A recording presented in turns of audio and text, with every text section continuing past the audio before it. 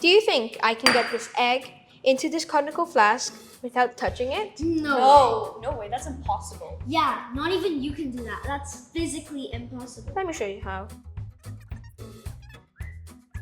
How is that ever gonna work? Exactly. Trust the process. Let the candle burn out.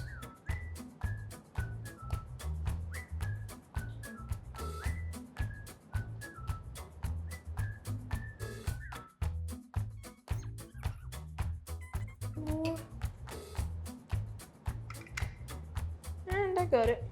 How did you do that? It's physics, Shamsa. Oh. See?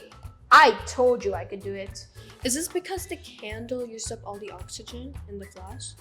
Oh, that's how it got sucked up. Yeah, that's how.